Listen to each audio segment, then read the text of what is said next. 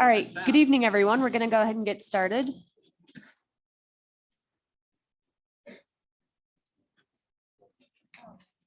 And we'll start with roll call. We haven't left since the last one, so I figured we could just bypass that one. But I didn't say. Mayor LaBarge, Here. Mayor Pro Tem Case, Here.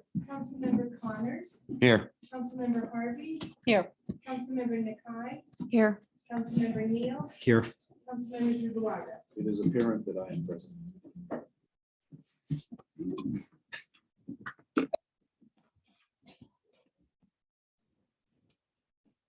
Pledge allegiance to the flag of the United States of America and to the republic for which it stands, one nation, under God, indivisible, with liberty and justice for all.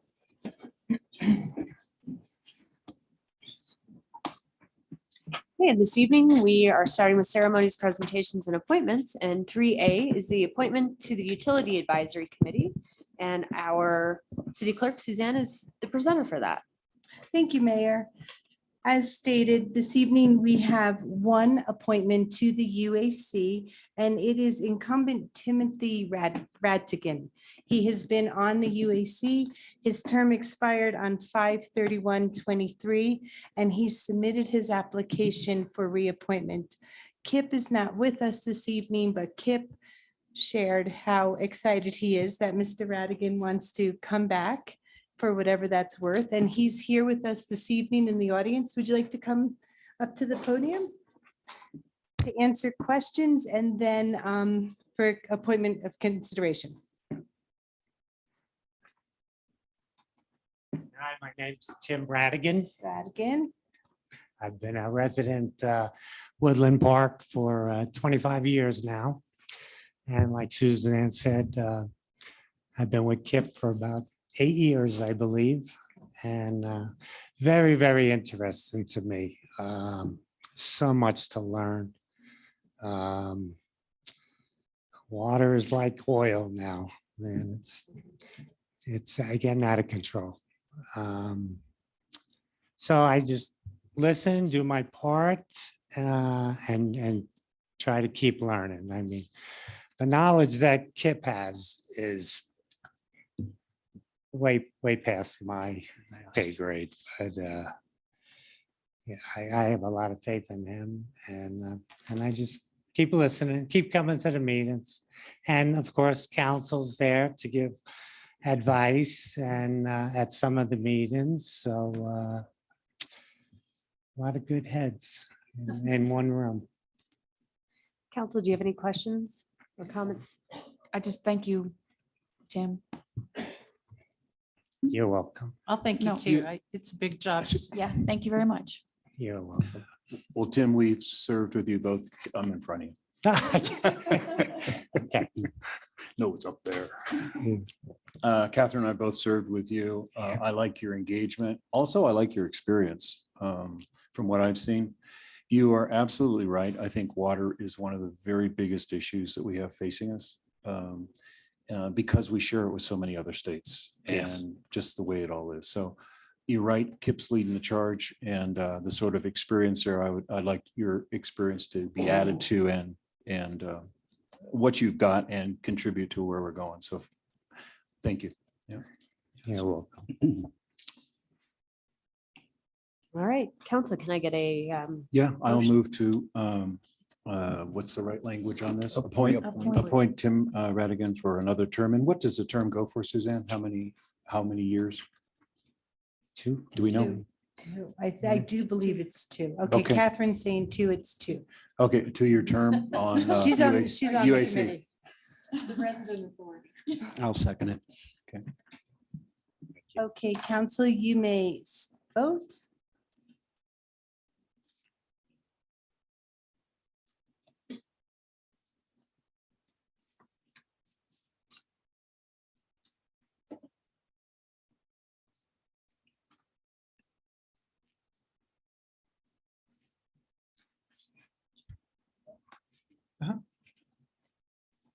I don't have a vote for you, sir. Yes, Thank you. I clicked the yes button.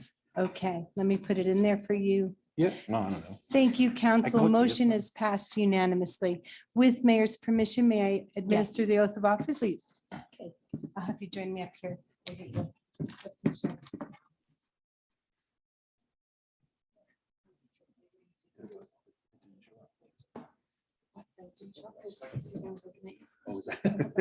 Unspoken. Raise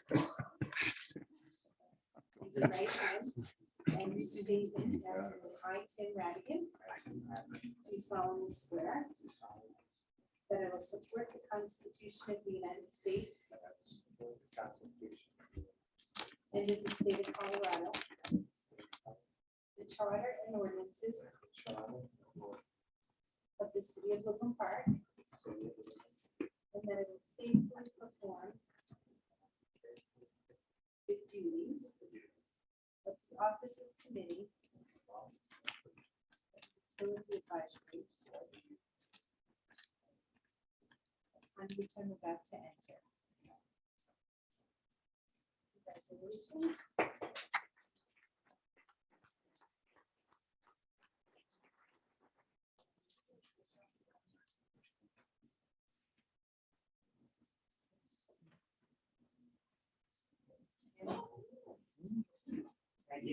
Thank you. Thank you.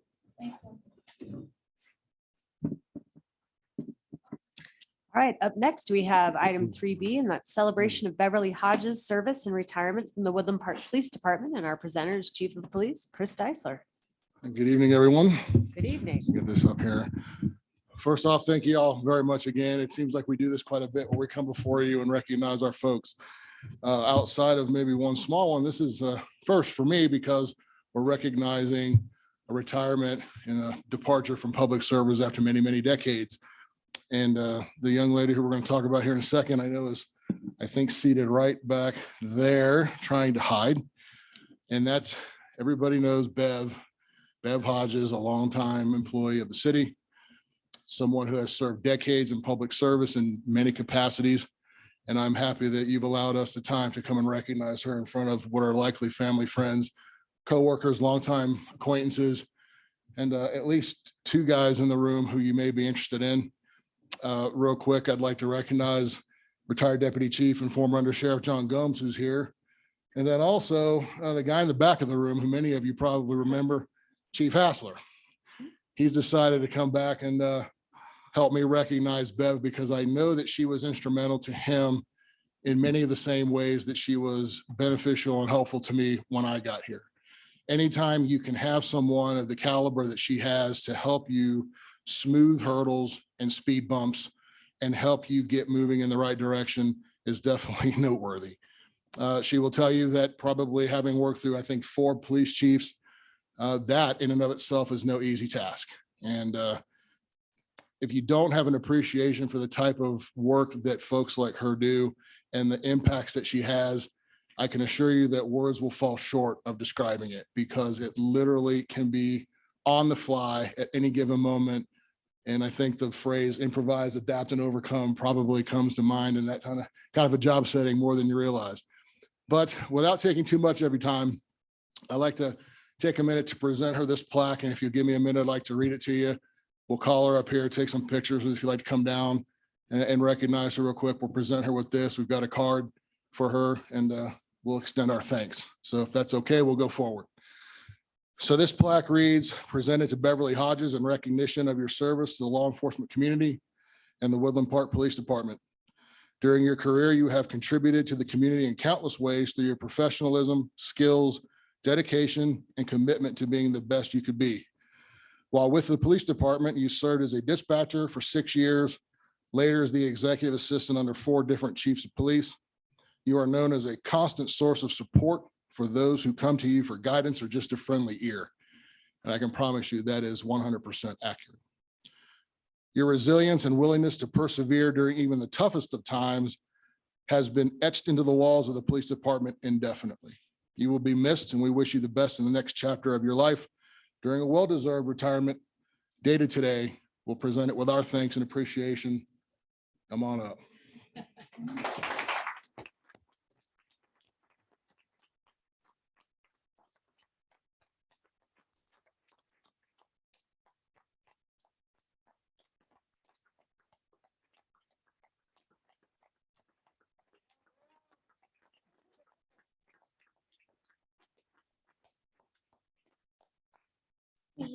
Speech.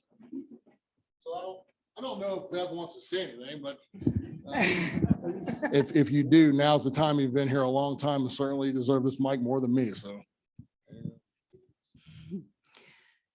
So I just want to say it's just been such an honor and a privilege to work in law enforcement.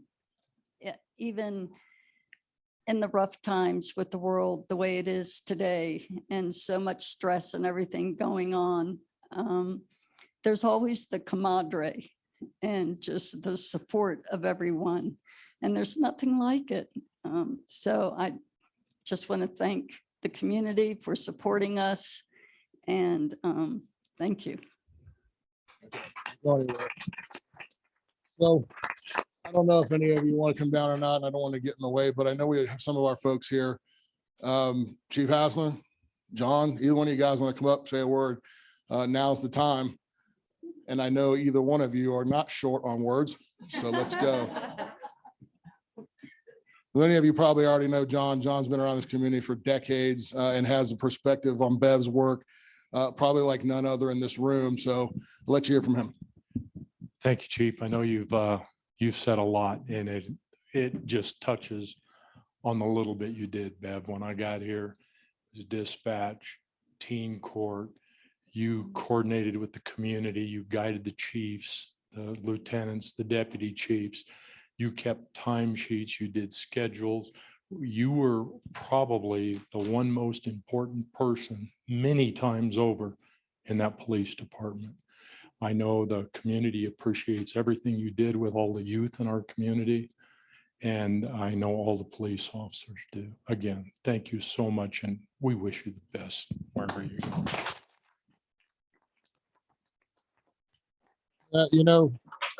John and I have a special connection anyway, because we've been talking for quite a bit of time before I even got here.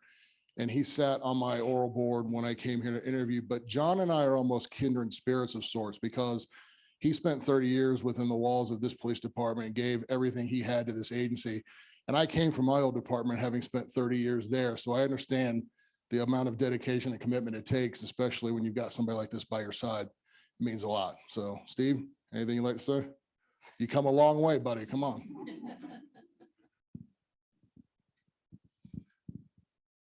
Make sure these folks know who you are, because many of them may not. Thanks, boss. Yeah, it's been 2 years almost to the day that I came down to this beautiful city as the interim chief to help put the department back together, because at that time we'd lost both commanders and the chief. So I think he was running the show was a sergeant with 3 months experience in that rank. So when I came in, all I had was Bev and a great bunch of people. But if you know police work, and if you know the administration of police work, everything that comes into that department funnels into Bev's desk, and everything that goes out of that department funnels out from Bev's desk. So without this young lady helping me out in the 11 months I was here, we certainly would not have fixed the problems that need to be fixed. So it's a bittersweet moment for the city of Woodland Park to think that you're going to be losing someone of this caliber, but sweet that the fact that she's had such an awesome impact on the city and has been recognized as such. So thanks, Bev. Awesome. Thank you.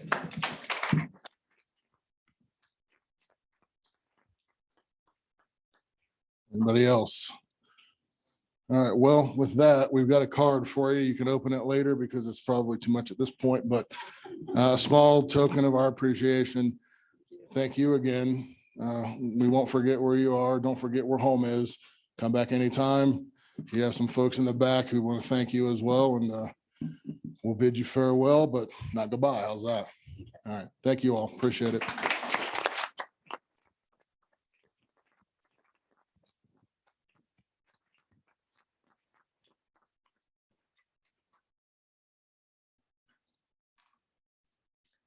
All right, we are on to item 3C, and that is celebration and congratulations to Gateway Elementary for receiving the Governor's Distinguished Improvement Award. And our council member, Carol Harvey, is going to present that for us. Thank you, Mayor LaBarre. A few weeks ago, a parent in the school district emailed me to let me know that one of the district schools, Gateway Elementary, was recognized for a performance award by the Colorado Department of Education, or the CDE. The parent wanted to make sure the community was aware of the award and hoped that the city council would acknowledge the elementary school at this council meeting. So I've asked the mayor if we could do that tonight and put it on the regular agenda, and she agreed. Well, since I received that email, the district has highlighted the award in a press release, along with some other very important accolades for several of the district schools. But you know what? We're still going to single out Gateway tonight from this podium. But I do believe we've got some other members of the public that will briefly comment on some of the other district achievements during the time allotted for items that are not on the agenda. So in May of this year, the CDE announced several awards for excellence that occurred during the 2021 and 2022 school year. Gateway was recognized, as the mayor has mentioned, for the Governor's Distinguished Improvement Award. And I'm not certain why it's called the Governor's Award. It could be the Peyton Manning or the John Elway Award for all I know. But the award is given to schools that demonstrate exceptional student growth. And on the school performance framework that's used by the state to evaluate schools, these schools exceeded expectations on the indicator related to the longitudinal academic growth and met or exceeded expectations on the indicator related to academic growth gaps. So in short, Gateway students exceeded state expectations on a number of standardized test scores and measurements. So in May, the Colorado Education Commissioner, Katie Anthes, and I think I'm pronouncing her name, although she's no longer in office, informed recipient school districts of the accolade. And she said it's a testament to the hard work by students, teachers, administrators, and the community who persevered under the extreme challenges brought on by the pandemic. And I think that's probably one of the most important points. So I think the real reason we're acknowledging this award, and I've often told my own kids that you can only play the cards you're dealt. They always rolled their eyes. But the truth is that during the pandemic, public school districts across the nation were dealt deck after horrible deck from perhaps well-meaning, but most likely self-serving bureaucrats and elected officials. And all the money the government can print and throw at the problem just didn't overcome the inexplicable and grossly damaging policies that were inflicted on our public schools. So at Gateway, the faculty, the staff, the parents, and most importantly, the students overcame those challenges and they came out on top. And I want to read just an excerpt from a letter from the former principal at Gateway, Ashley Lawson. She addressed this to the council, and I think you'll see that in an email soon. And Ashley went on to say that in 2021, every staff member throughout the building adopted a program called Leader in Me Framework to help students and themselves be accountable for their individual growth and collective positive culture. Furthermore, classroom teachers and instructional leaders focused relentlessly on maximizing student potential. Specifically, classroom teachers and interventionists met weekly with the dean of instruction and the principal to analyze data and determine areas of growth, discover root causes, and implement strategies for student learning. Ashley went on to say that they strategized as professionals, and they celebrated and they shared the progress throughout the school and created a shared culture of leadership. She said everyone stepped in and worked to maximize each student's potential. Classroom teachers worked tirelessly on academic skills and on modifying and differentiating those skills so that every student could reach his or her potential. Specialists provided targeted literacy and math instruction to the students in small groups and through one-on-one support. And then in the younger classrooms, and I think this is the most impressive to me, is that children buddied with 3rd, 4th, and 5th grade classrooms to encourage them, motivate them, and celebrate them. So by the end of the school year in 2022, Gateway celebrated the gains shown on their end of the year through the district assessments. And that is why they were recognized by the CDE with the Governor's Award. So tonight, on behalf of the mayor and the council, I want to publicly congratulate Gateway's former principal, Ashley Lawson, and the incredible teachers and the staff at Gateway, and the engaged parents of the super students at Gateway. And most importantly, to the kids who thrived and excelled despite the crazy stuff that adults threw at them through the pandemic. And I can't wait to see where these kids take us forward is in the challenges to come. So great job, Gateway. Thank you.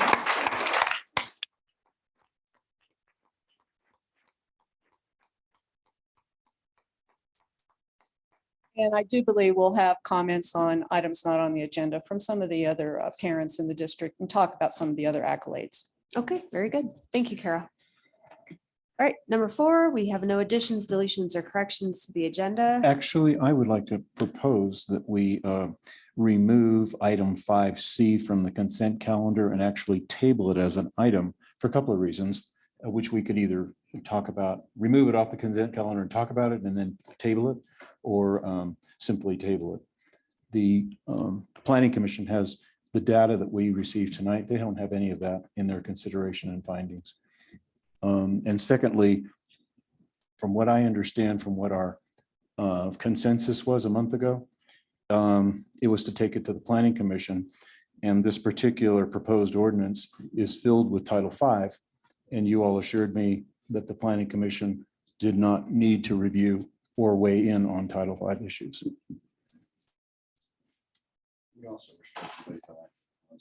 Put your button down. We're also supposed to be waiting till after the housing assessment was done. The 30,000 we paid to have that company do the housing study.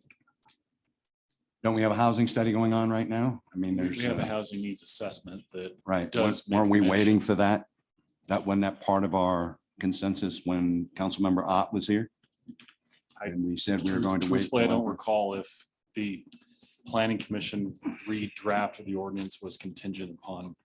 It receiving that. wasn't. We voted on 1431, knowing that we were appropriating funds for future studies, that we would take the data as it came in and make adjustments to the numbers that they were uncapped. So the theory was we would start uncapped and then come down based on the number. So we never had any intention of waiting on an ordinance for the data to come in, because we knew it would take 18 months, 18 to 2 years. In the housing needs assessment is slated to be completed in November of this year. Mhm. That's been pretty much the plan. It's slid a month, but it won't be completed before then. I've asked when these community survey results will be available. I just sent that email Yeah. and I can share that with you. I'm simply suggesting that we table this because it was a consensus to take it back to Planning Commission, but we really had no talk, no discussion even amongst ourselves. And I think it's premature to bring this to an ordinance. So Mayor, I I think suggest that Proper protocol would be to make a motion to move 5C to item 8A, ordinance on initial posting where we can make those changes.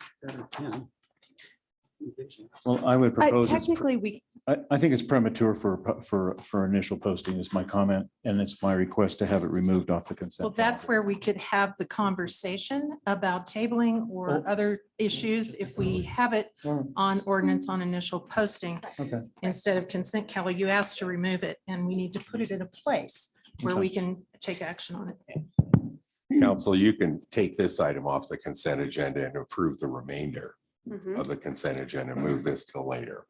as you're Revisit it suggesting. later. That was my. And that would be my motion to move 5C to item 8. Well, let's start, let's do Robert first. Robert has to make a since motion. Robert was, I make a move, I make a motion. sorry, to- Robert. That's all right. I make a motion to remove item 5C from the consent calendar, table the item until we've had an opportunity to look at it more carefully. I'll second it. May we have discussion, ma'am? Yes. I would also support that motion, but I would ask that we move it to item 8 on the agenda tonight and table it then, because I would like to table it to a date certain. And my first question in determining what that date certain would be is when is the suspense for the citizens initiative to determine if they have enough signatures for the ballot initiative. And then we would revisit this issue once we've determined if there's going to be a ballot initiative or is not. So I would support a motion to table this, but I don't think we can, in the manner in which you stated it, we can't act on a tabling without a date certain. Well, I hear where you're going with that. And as I consider it, as you're saying it, my concern is that the planning commission has given us findings with partial information of what they have. So this could very likely, saying tabling it could simply mean, planning us to look at this again. I would remove all the stuff that has to do with Title V because that's not planning's concern. And I mean, give us something that this to me seems to have just a conglomeration of a lot of different things, which is confusing to me. It's confusing to the citizens. It's confusing to legislation. And our goal is to make legislation which is the best for the community. We've already, anyway, I think it's premature, and my motion stands for the moment. Either kill it for that, and then someone else move it to 8. But I think it needs more thought. In order to do that, the proper procedure would be to Well, the move attorney it to just an told item us. on the agenda where we can do that. Right. Because this is, That if we move Jeff, it, do we have and to then do we can need act to on move the it consent to calendar. somewhere else on the calendar Yes, today? that's what we've been, you guys had it right a minute ago. Move it to item 8. Then And you then can have a table it. conversation And then at we item talk about 8 it on then. whether to lay it over, whether to kill it, Very good. whatever you want Right. to do. So on that recommendation, I amend my motion to move it to item 8 for 8A. Well, 8, there's nothing else on there. So it'll be 8. 8A, 8, yeah, fine. And then we will, at that point, either kill it, date certain, and do We will whatever. talk about it then. Talk about yes. it, yeah. very good. Thank you. All right. Which leaves the remainder of the consent agenda for your. And the rest of this consent, we can, and are you guys fine to do it all at once, or do you want to talk Wait, individually? excuse me, we need a second. I- I need a second to I your will motion. second. He did. Okay, and we have to vote on that before we discuss anything further. Yep. So I'm going to do a hand vote. Labar, To move to item 8. correct. Yes. Motion is to move it, take it from the consent agenda, move it to item 8. Yes. Case, Yes. Connors, Yes. Harvey, Yes. Nakai, Yes. Neil, Yes. Zulawaga. Yes. Thanks. Motion carries 7-0. Council, I'd like to make a motion to approve the consent calendar items A, B, and D through F. I'll second. Okay, this one we can do electronically, council.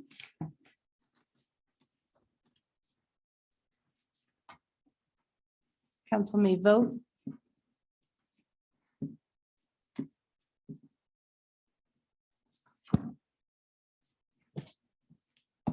Thank you. Motion is passed unanimously. Council, thank you very much. All right, we are on to item number 6, which is public comments on items not on the agenda. And Suzanne will let us know who we have signed up for that. I sure will. Thank you, Mayor. The first speaker that we have this evening is Mary Stokowski. And I believe she is remote. She's on Zoom. If you can promote her, Eric, to a panelist.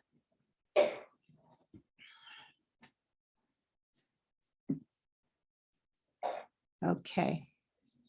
There she is. Thanks, Mary. You can start when ready. Okay, thank you. I'm not sure, given this moving to 8A for short-term rentals, if it would be, will there be public comment under that specific agenda item then at this point? You can go ahead and just go now if you'd like, unless you would want to wait, but I would just recommend. Okay, well, you know, and I think whenever I had signed up to speak, I inadvertently did that for the Planning Commission meeting last week. So I'll just say quickly, I'm Mary Stokowski, Woodland Park resident, that I am glad to see the Planning Commission ordinance moving forward in consideration in City Council. While it's not a perfect ordinance in terms of all of the items that perhaps I personally would have wanted, or others that are in alignment with the protection of property rights as they relate to owners being able to utilize their home to rent on a short-term or a long-term basis as they deem necessary or as they wish. I think it's a good compromise in allowing owners that are currently renting their unit and have the appropriate license and are following the rules as law-abiding citizens and law-abiding homeowners in our community to continue to do so. I also think that while the cap is not ideal, I do believe that we are in an economic balance right now in our city, and with the economic conditions of interest rates going up, we're not going to see a rapidly increasing number of short-term rentals anyway. So I do believe that through that, it would allow for future homeowners to be able to utilize their home in that capacity should they wish to do so, without quote unquote overtaking Woodland Park neighborhoods. So thank you for keeping that moving forward, and I look forward to hearing the continued discussion on it. Thank you. Thank you. The next speaker is Miles Tuttle.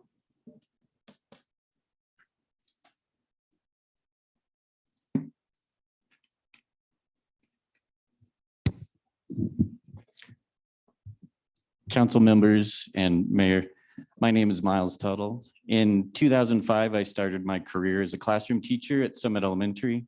I was later a classroom teacher, instructional resource teacher, and a dean of students at Gateway Elementary. I most recently worked as the district's executive director of technology and operations. I resigned from my position in May of this year. I would like to take a moment to mention the Colorado School Awards Program. As described in state statute, the Colorado School Awards Program recognizes schools that demonstrate outstanding performance. One of these awards is the Governor's Distinguished Improvement Award, given to Colorado schools that show the highest rate of sustained longitudinal growth across multiple years. This spring, approximately the top 8% of Colorado schools proving long-term growth received this award. Gateway Elementary was one of these schools. The Distinguished Improvement Award is not a participation trophy, but an honor of exception earned through exceptional work.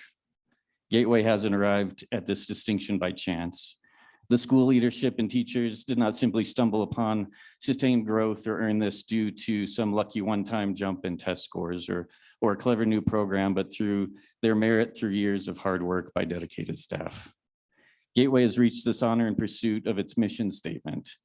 Mission statements are easy to come by, but the staff at Gateway have worked hard over the years to fulfill theirs, quote, to come alongside students and families with relentless love and action to maximize each student's potential to become.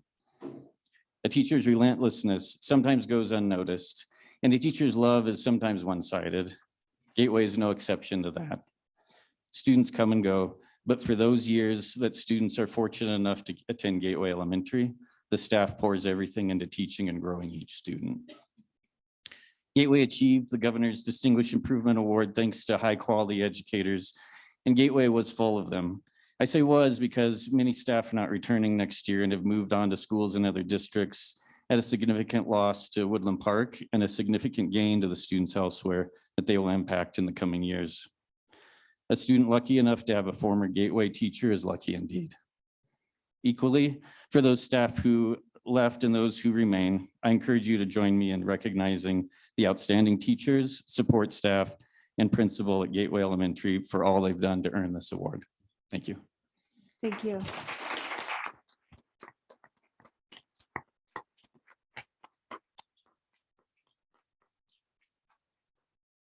The next speaker is Holly Sample.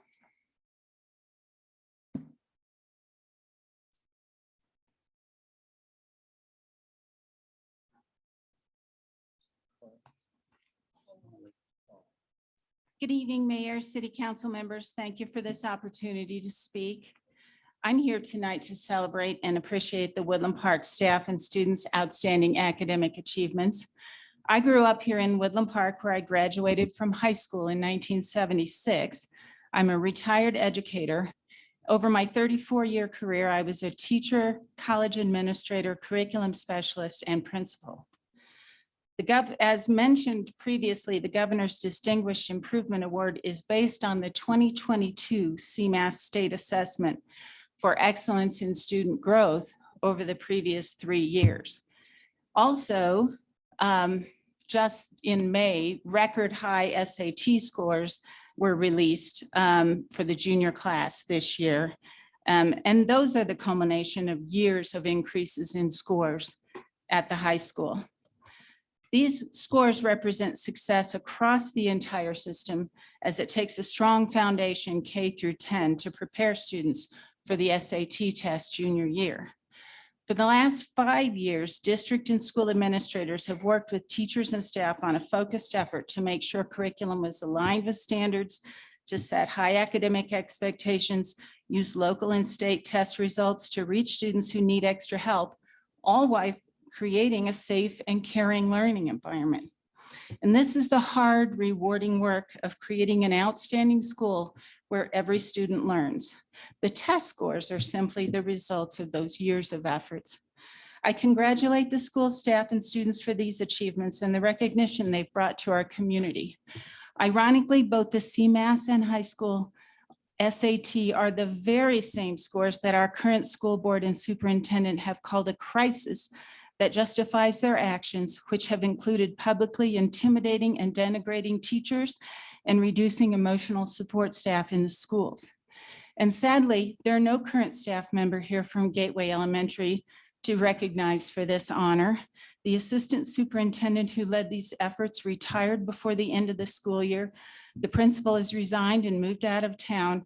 And of the classroom teachers most responsible for these learning gains, only 2 remain. We're almost halfway through the summer and there are still 14 open Gateway positions posted on the district job board.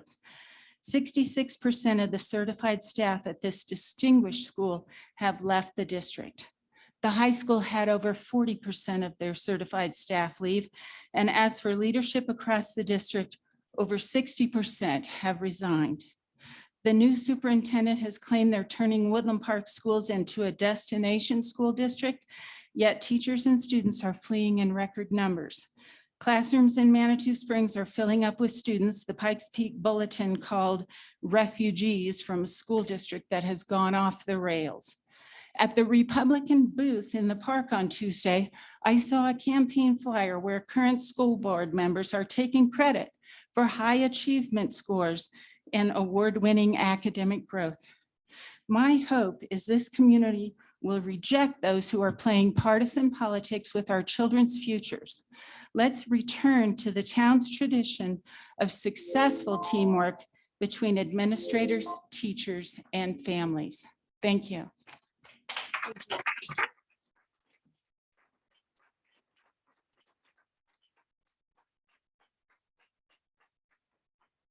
Carol Greenstreet.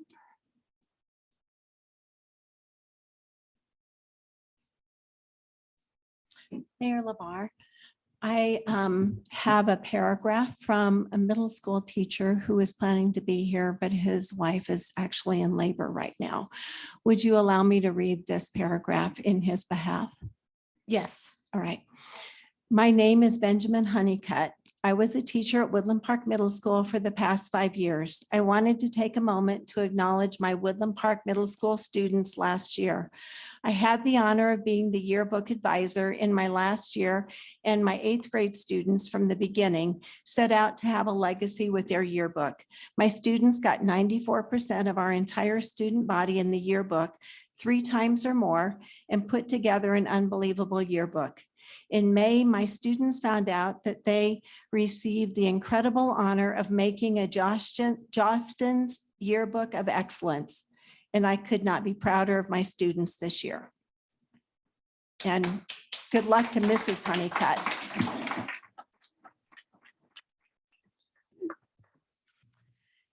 Council and Mayor, thank you so much for taking the opportunity to honor the administrators, teachers, staff, and parents of Gateway Elementary School tonight.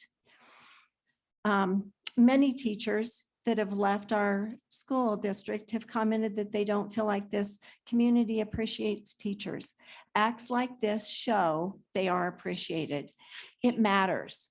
Thank you. I'm not sure many of you know the timeline of this award. Carol commented about it a little bit, But in an email dated April 27th, the superintendent was advised of the award. There was a press release from the CDE dated May 18th. And on June 17th, a community member discovered and released the information on social media. And on June 20th, our school district provided a press release about academic achievement with this award listed at the bottom. Sadly, many in Gateway community did not learn about the award until the end of June. I am unaware of any leadership models that encourage leaders to keep employees uninformed of awards that they win. It begs the question, why? What was to be gained? A couple of months ago, a teacher shared this experience with me, and I'm quoting now. I was in a local store last week and I made the mistake of wearing some of my Panther gear. An individual from the community saw me and asked if I was a teacher at the high school, then verbally attacked me when I told him I was. He called me a liberal, CRT teaching, anti-Christian, and these are the parts I feel comfortable saying. He made it very clear that everything that is wrong in the US in Woodland Park with our youth was the fault of myself and people like me. When I asked him why he believed all of this, he let me know that it was because the board has exposed the agenda and plans and teachers of Woodland Park High School. Let me be clear, I'd never met this man before, but he certainly felt he knew all he needed to know about me. Unfortunately, this was not the first time this happened to me. During the last year, I've had this happen more times than I can remember, in stores, at restaurants, the library, at Benson Memorial Park, etc. End of quote. I know this teacher. Those labels do not identify him in the least. What's happened to us? Why do we assign beliefs and actions to people we do not know purely based on their appearance or occupation? When did teachers, parents, students, our neighbors become enemies when they disagree with us? We must reject this. We can do better. We must do better. Thank you for leading our community and honoring the accomplishments of our school community. Thank you.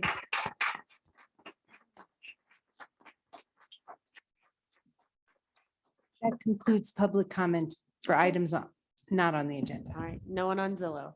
I mean, Zillow. Zillow. Well. You can tell I was working today, right? Where'd that come from? Real estate. My real estate brain is on right now. All right, so we, 7, we have no unfinished business, and we are on 8, which we had none, but we are going to review 5C now. Mayor, may I make a comment? Just a thought that came to me. I was talking with the clerk earlier today and kind of trying to understand the calendar with the petitions being circulated and the timelines and all of that, and the potential for a special election, when our next election is in April, those kinds of things, just to get a feel for dates and such. So you had asked Carol about what that looked like for putting this ordinance out to not have it until, for public hearing until then, which would be September 21st, our meeting on September 21st. So what I would first. No. Did you cheat too? Help me if I'm wrong. Just as a point of information, I agree with Robert that we need to hold off on the consideration of this, and I will But that would be the welcome- date. You wanted but a the- date The certain. date that the signatures need to be in is 21 August. So the next council meeting would be. But she needs Councilmember 30 Harvey, days. I need time. There's going to be over 1,000 signatures that my staff and I need to verify, as well as I have to allow for the protest period. Oh, yeah. So That's we where have that to came from. verify signatures, allow for the protest hearing if there is one, and that period, the earliest date would be September 21st, or to be very safe, October 5th. I reevaluated after Okay. we spoke some of the dates. Does that make sense? Yeah, thanks. Okay, thanks. I just wanted to share that information. Thank you. You're a sharing person. Thank you. Well then, Mayor, I would move that we remove this from the agenda until October 5th of 2023. And in the meantime, if we feel it's appropriate to let planning have a deeper look at some of the findings that have now come to the table. I'm not opposed to that, but I would suggest that Title V not be included in their discussions. It's not, from what I understand, it's not their purview. So just weigh in on the things that you guys see from Title 18. That'd be, I mean, we've got a lot of months to do this, so. Mayor, may I ask a question? Yeah. Karen, staff, did the planning commission discuss or take into consideration Title V in this ordinance in their deliberations and their presentation of what they've brought forward? They looked at the ordinance as a whole, what you have in your packet. And it deals with both, the ordinance deals with both Title V, which is the issuance of licenses, as well as Title 18, which is where these can be cited within our city. They do go hand in hand. The majority of the conversation was around specific points that came out of your work session and that policy direction that you had asked the Planning Commission to consider. And part of that was establishing caps, even though those show up in Title V in the final product that you guys got. And consistent with process spelled out in our charter, Planning Commission did a public hearing on this ordinance on June 29th. And this is the recommendation that they have brought forward to you all at this point. So at this time, it really boils down to you guys doing a first reading and setting the hearing date for when you do want to hear this. If there's a change in direction, policy direction, something that needs to go back to Planning Commission, I welcome you making that very clear to us in terms of what Planning Commission needs to be looking at. In the public hearing Right. or before? Mayor, Thank you. Yeah. Mayor, I have a thought about this. The part that the public is working on is Title 18. The part that we can actually move along for the city administrators and not have to wait down the road would be looking at Title V. Is it possible we can look at this with an eye on Title V changes that don't cross over and start labeling anything out of Title 18, but just look at putting that structure in place that allows the city staff to create a structure for what's going to come one way or another is going to come before council and it's going to come before you.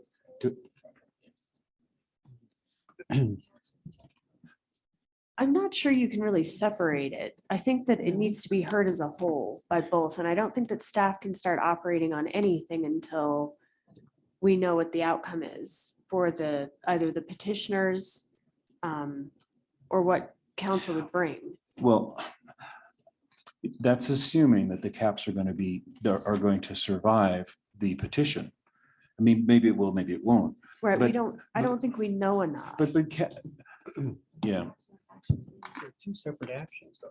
they are, that's what I'm saying. They are two separate actions. Whether if the citizens initiative is successful, I mean, there's no cap, I mean, you know what it says is correct, quite reduced. It then doesn't affect. But then the council has the option of putting an alternative, which is this one, that we would, need to debate and have public comment on. My concern is, as I started to bring up in the work session, I went through, kind of like I went through the citizens initiative on words that might have unintended consequences. And I know that they had to have considered section or Title V because they did change the utilized to leased. They had to change that word. And they that did. was part of your direction that came from this board on June 1st. Correct. So to look at it, and the planning commission did make that change. But what I'm saying, Robert, is we can go through it as a whole, because if you start chopping it apart, I agree with the mayor that it's going to become very confusing, because my questions, and since I was guided to send them to the attorney. I've got a whole bunch of questions, even about 1455. Good. Okay. So we can work on it from now to October. basically. Correct. I All will right. write But up a my point of questions. information, Madam Mayor, Yes. so do we have a motion on, We have a motion on the Table. table to table this to Till- date We certain. don't have a motion on the table. I started. I started. We do. We have a do. motion. Okay, I just missed it. But it's Thank to you. Rob. table it as a whole. Table it as a whole. All right. And till October 5th. And I guess that's enough for now. We can do all the changes. And that would working, be, whatever. for my clarification, that would be tabling consideration of this on first reading. Correct. Correct. Okay. Right, right, right. So we're not setting a public hearing. We're not No. doing any of that. Correct, right. Gotcha. And so point of clarification for you, Jeff, is we can do any sort of changing of what this even looks like before, I mean, by October 5th, correct? No. Yes. We don't have to stick to this. You would then- Excuse me. You would then set a public hearing by approving the ordinance on first reading. What you would have worked out during the ensuing months ensuing months, is okay. a whole bunch of amendments that you would then do on second reading. You don't mark up the bill on first reading. Well, You set then it for a hearing. and And then now- why don't we just withdraw it? Why don't we just withdraw this? Any two people on council or the mayor herself can bring up a ordinance on October 5th. Well, my May I- concern, Robert, I'm sorry. Okay. No, I wanted to just say that this is another thought. Mhm. And it's based upon what Jeff just said. This is the first reading. We don't take any action, we don't take public comment, and we don't even really comment on it. But if we have that first reading, then we can have that dialogue, we can make those amendments, we can have the public hearing, we can continue the public hearing if we need to, so that we can work through this as a council and have that public hearing. The public hearing is where we make those discussions, where we get those answers. And in the meantime, between now and the public hearing, we can engage the attorney, we can talk with each other one-on-one, we can talk with the community and kind of get where you're wanting to go. And then we can have that deliberation at the public hearing, have public comment, and do that process that you're wishing to do. That would be my recommendation. I hear what you're saying. And my there. thoughts. My concern about that is when we went through and did 1431, we had such a race to the finish line to try to make all these changes to a document that we thought was not what we wanted. And then it turned out bad. So what my motion here is not to take this, because I don't think this is finished. I don't think this is perfected document. So we could spend a No, lot of time, we could spend a lot of time getting a more clear document by October the 5th. And that becomes a first reading. We have plenty of time to be calm about it, to be clear about it, to negotiate, get all those sort of pieces ready. Absolutely. So. And from but to work October with 5th this- till the next meeting is 2 weeks. If we have a first reading now, we have several months to work on it together. And I'm And not- this is not 1431. 1431 is gone. It is in the past, and I would love it if we could leave it there. Right. Because I agree with you. Yeah. I'm gonna And let- so that's what I would like. I'm gonna to- let council to just member leave it with you, Gob. Neil speak, and then I'm gonna go to Councilmember Harvey because she's been waiting patiently. also. Robert, I am Well, not concerned patiently, that but waiting. the proper way, when I send the flaws that I see in 1455, just like I saw some flaws in the Citizens Initiative, I don't think this is ready, but these are my opinions, and I have questions that I would like to get the issue, and I'm not going to take time now because it's just, we're introducing it. I'll send them in writing to Jeff, but then I would like the ability to talk about it as a council before we're racing to a final vote on it. So I would hope that we've moved it to section 8. But we go ahead and do the first reading, then all of this information come out to us. And you'll see the questions I have and why I'm concerned with the language.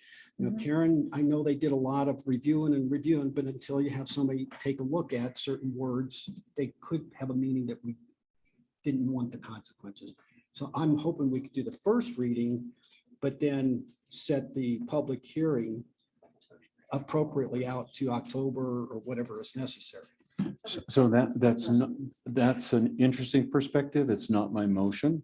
I would like to see this, and I don't know the right language, Jeff, but I'd like to see this removed and reintroduced on October 5th in something that's more, that's allowed us to do exactly what you're talking about. Then we have something which has a working model, which is more, we've had time to digest it, talk about it, whatever. This was kind of like, was out of a consensus to send it to the planning commission.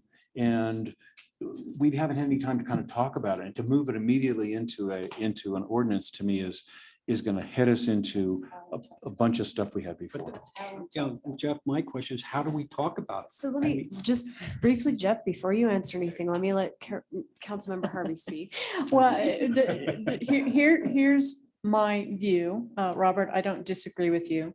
I would say this, it's time to get off of the proverbial pot.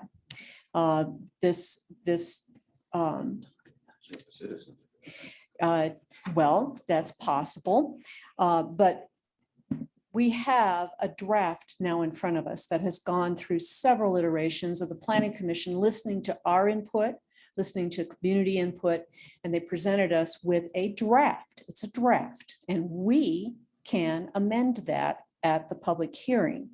My question, and it's really a point of information for the attorney to confirm, is do we take Robert's motion to just simply table the posting, the initial posting to the 5th of October, or can we approve initial posting, but table the hearing? Do we have to do one or the other? Or can we simply take his motion, second it, and then post it again, or do the initial posting on the 5th of October? If you do what Councilmember Zulaga is proposing, when the matter comes up again in a few months, it would have to be approved on first reading, just we're right where we are tonight. And then it would be set for a public hearing. And then there would be what Councilmember Zulaga is arguing for is getting the product more done before first reading. And what I hear from some of the others of you is pass it on first reading and then make all the changes during the ensuing months before we get to the public hearing. And that's my question. You have Can both of we- those choices. Can we table the public hearing? We can approve it on initial posting tonight, but table the public hearing until the 5th of October. That gives us time really to formulate our amendments and then be ready to discuss those on the 5th of October, whether it's through questions to council, whether it's through clarification with the planning department. But if we at least get this on initial posting tonight, that's out of the way. And then we can, because if we post it on the 5th as initial, we got 2 more weeks of messing around with it. So why don't you, with just a recommendation, withdraw your motion, but make the motion to approve it on initial posting with Set a the date public certain hearing. for You the set public the hearing. public hearing for a date certain, which would be October 5th. So What do you think? yeah, thanks for where you're going with that. When asked, how long would you take to prepare for a speech out of an hour? How long would you take to prepare for a speech, and how much time would you allocate to the speech? The preparation time is the most powerful time before you deliver your ideas. This is not a powerful ordinance. It hasn't been well thought out. I disagree.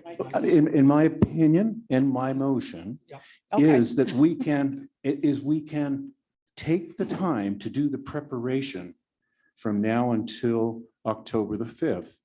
When October the 5th comes, we have actually a very large degree of, okay, I'm on board. I get this. This is clarified. That is. And 2 weeks one way or another is, in my mind, not a matter of cutting bait and fishing. It's a matter of we've done the preparation time. The community sees that we've actually seasoned this and thought it through well. We've considered what the petition process is. And that all becomes quite clear in October, and we don't end up having a document which we have to go, well, we strike this, we strike this, we have to strike this, we have to strike this. We could just eliminate all that complexity. Yes, it adds 2 weeks to our calendar, but it allows us to have a document which is seasoned. So, Who And that would you has- suggest would season the document? well, each of us, I mean, if you look at how 1431 public happened, meeting. we all had comments about it and put it in or whatever. We get backwards and forwards quite regularly before meetings. So each of us could go in, put thought into it, see, some of this is just in the way it's sequenced, I have a problem with. So I'm just simply saying, my motion is as it is. It is to table it and to reintroduce a perfected or more perfected document come October the 5th. And so I Suzanne, guess, is there do a I have a second? Now, once we I'll vote on second. that, I mean, this is discussion time, correct? Well, Yes. Now it is.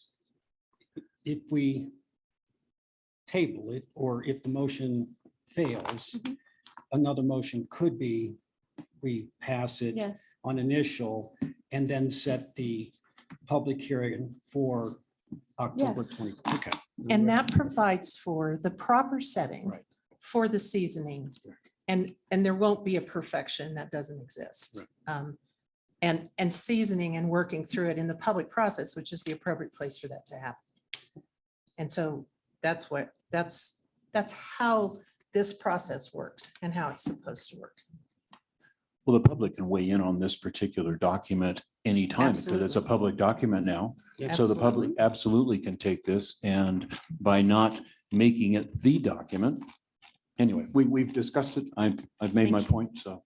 Okay. And you have a motion on the table. Yeah, motion So on the there's a table and motion on the second. table and we need a second. We have a second. Councilmember Connor seconded it. Are you ready for the vote, Mayor? So, I'm sorry, clarify the motion for me, please. From what I understand, the motion is to table the initial posting until October 5th. Correct. Okay. Is that what you second? Yes. Okay. Exactly what I. Will this be That is what on- I second. Thank you. This be on the computer or are we doing? We do manual. Okay.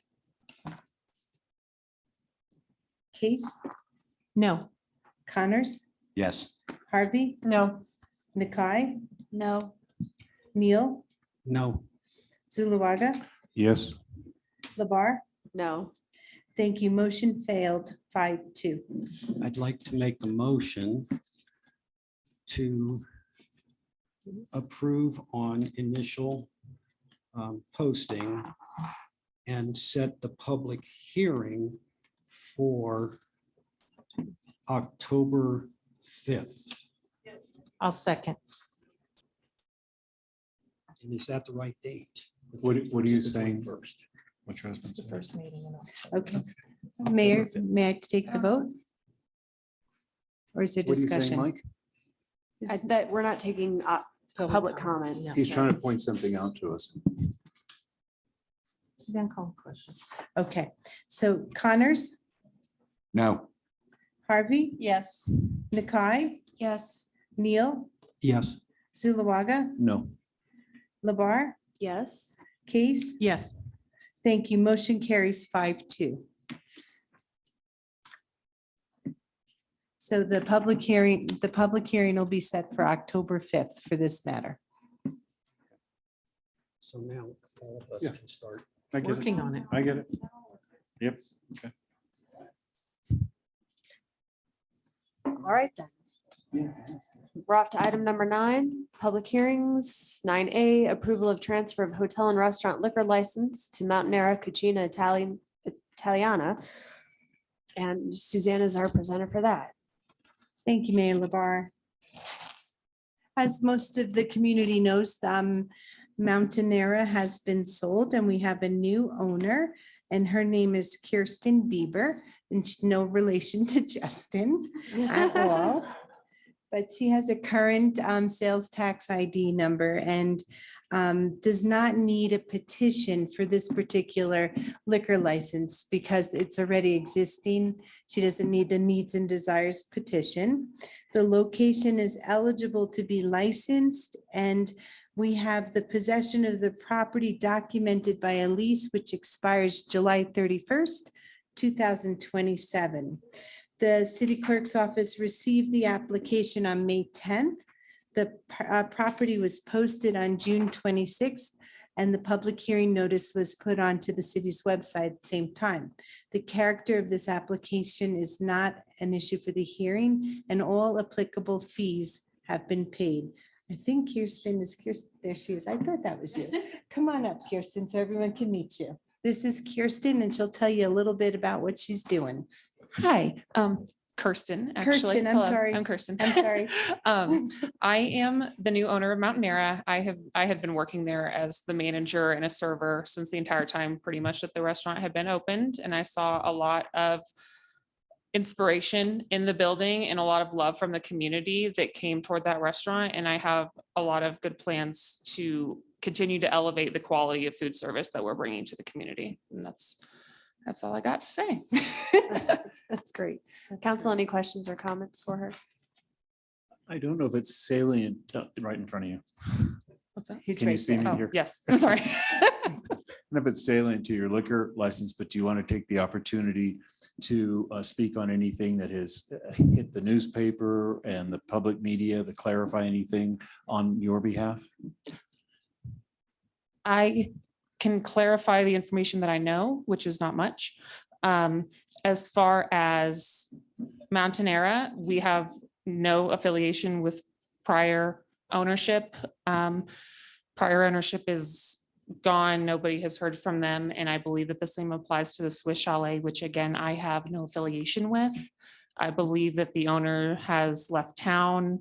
To my understanding, the real estate posting still exists for the Swiss Chalet, but I don't know what the status of that is. And we're just moving forward with Mountainera. We're trying to leave all of the negativity in the past, and we're trying to just uplift all of the employees that have been with us throughout the entire experience. And that's where we're going. Do you have any specific questions? The part that was coming to my mind was the fact that they had gift cards, and then there's a challenge of think identifying this them. is I don't know not- if that's. yeah, I just wanted to know if you wanted to clarify it, not that. It's a quasi judicial. We have to stay on topic for this public hearing. Right. All right. I think her answer was sufficient enough. Yeah, fine. So, We need public comment too. yeah. So do we have anyone signed up for a public comment? No. Okay.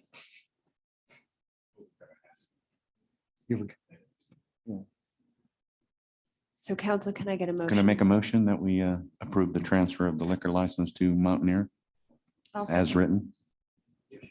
I'll second.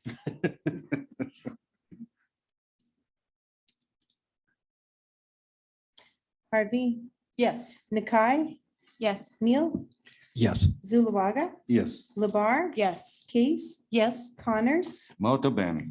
Thank you. Motion carries unanimously. Congratulations. Congratulations. Welcome.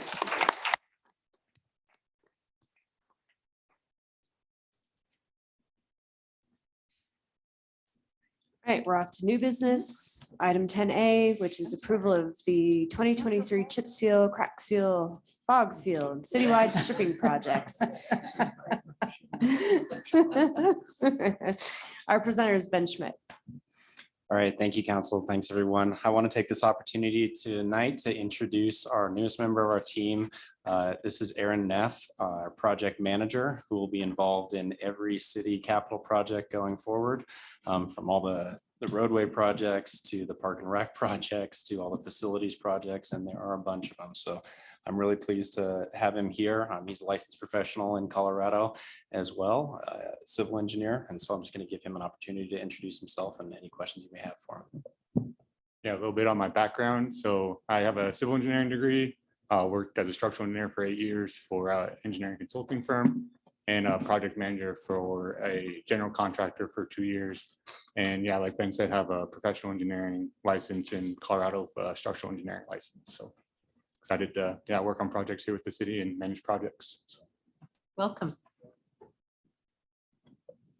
So with that, I didn't want to make him present his first one right off the bat, but This is our 2023 chip seal, crack seal, fog seal, and citywide striping projects. We ended up combining these two, whereas we'd split them up last year to do all the road maintenance projects like the chip seal, the fog seal together, and then striping separately. We combined them this year. And so that's what this project is for. And this is directly out of the pavement management plan. And we are up to date for this particular project on these items. So keeping the good roads good. Council, any questions or comments?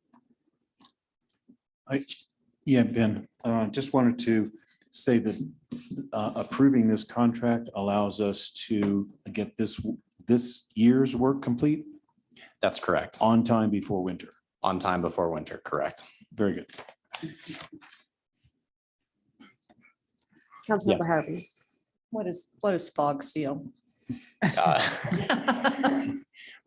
So that's basically that like tacky black seal coat over top of the edge of the pavement that helps protect it. The idea is we're putting a protective layer of skin, depending on what that road network is. If it's a collector, arterial, local roadway, we're putting a thicker layer of skin per se to keep protecting it and keep moisture out of it to protect all the structural integrity of the roads.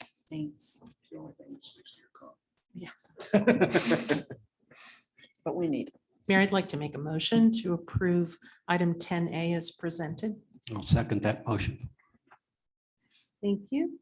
Nakai, Yes. Neil, Yes. Zuluaga, Yes. Labar, Yes. Case, Yes. Connors. Yes. Harvey. Yes. Thank you. Motion carries unanimously. Thank you. We are off to 10B, approval of on-call asphalt and concrete contract. And Ben is the presenter for that as well. Well, Ben, now the first one he didn't have to do. Is he going to do the second one? Just No kidding. pressure. Yeah, well, this one's more of a public works operational help, so rather than capital project. But yeah, this one's really important to me, mainly because we've been struggling with filling our staffing in both field services and streets right now. To just give perspective, we have one full-time streets person out of 7 positions there. And while the crew that we have are rock stars, they cannot do everything. And we understand the complaints from the community for the potholes, the cracking sidewalks. We had a pretty tough winter as well. So what we're trying to do is address this need right now and spend down the budgeted funds that we have. It's more expensive going with a contractor, but this is a really important need to get done right now. Council, any questions? Same type of, go ahead, Frank. I just wanted to know if you had a monetary amount that you're thinking about for each one of these tasks, or is this just an emergency on-call? It's basically an emergency on call. What we'd be looking for are task orders for big blocks of projects, because as an on-call contractor, they don't want to come up and do a small asphalt patch. We want to get all the work to them in the city for everything that we can identify and then break it up into task orders. And those bigger task orders we'd be bringing back to you for approval. So it's not carte blanche. It's just they've come out of different GLs for sidewalk repair or for streets repair or something like that. So we would just spend to those amounts and stay within the budget. But it's already budgeted. It's already Thank budgeted, you. correct? So this is basically a BOA, a base ordering agreement that would be the contract that you would then have sub task orders. Correct. In the same way we do with the on-call engineering. One other question for Ben. How many vacancies do you have now in Public Works that would precipitate the need for this contract work? We have 6 street vacancies right now for this particular work. So if you know anybody that wants to apply, I would love to see the application. It's hot, sticky, a lot of shovels. So you breezed over it, Ben, but you've got 1 employee in streets. So as great as that person can be, patching is a 3-person job, is that correct? Yes. Minimum? The times I've helped the crews in the past, because I want to be part of the team there and do this work. So you really need 4 to effectively rake and patch a large patch. 3, you can do it bare minimum, but it is backbreaking hot work, and you're working against the clock with the asphalt that's in the truck. It's challenging work. So I say if you see any folks out there that are working on the street, please thank them, because it is probably the most grueling job next to the field services repairs that we have to do. And so my final question is like it was for the first contract. The goal of this is to get the potholes patched to catch us up on what should have been done this year if we'd had a full staff. Yes, that's the goal. And we're constantly chasing potholes because as you get some patch, new ones appear depending on the freeze thaw cycle, but we will work throughout the entire construction season as limited by the temperature ranges in our engineering specs to try to get as much work done as we can to spend those full budgets. And the people, correct me if I'm wrong, you are limited by the temperatures on what you can do. Rain takes a day away. So the citizens need to understand we're spending a little extra money to try to fix the potholes and catch up. But nature will still come into play. I know we're trying to Even rain. 100%, but we may not even get. No, I it. understand. Okay.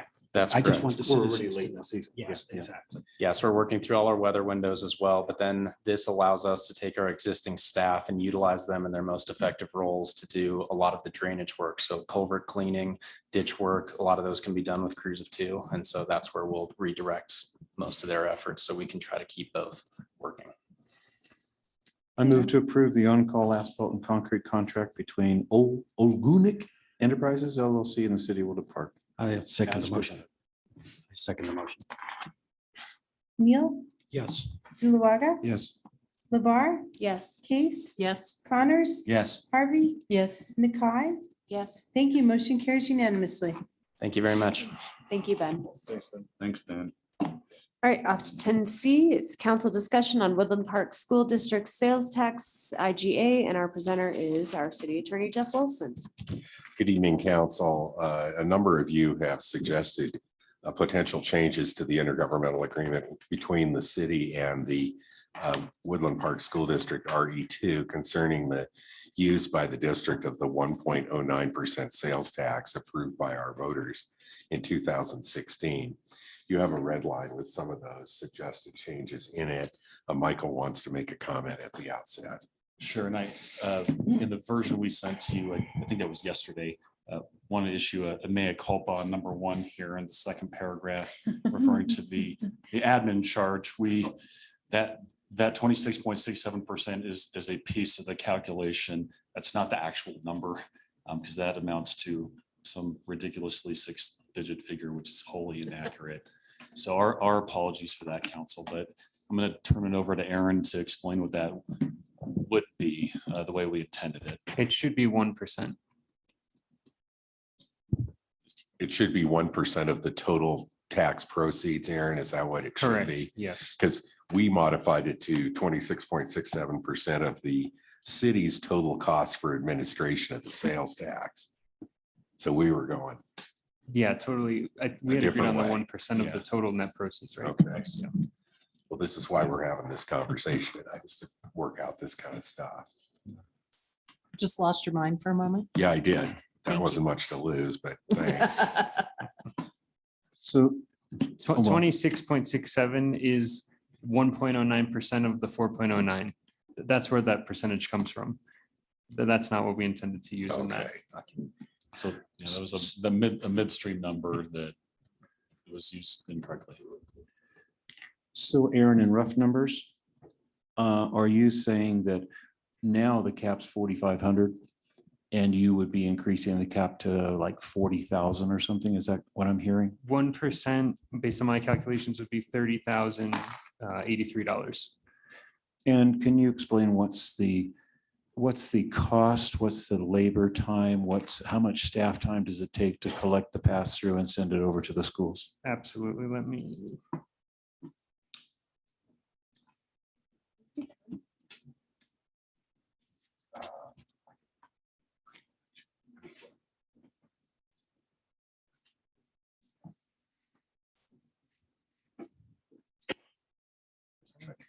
So this is a rough calculation based on what I think it costs for the city to administer the pass-through. So we have our Muni Revs contract is 25,446, and our sales tax accountant benefits and everything included about 75,000.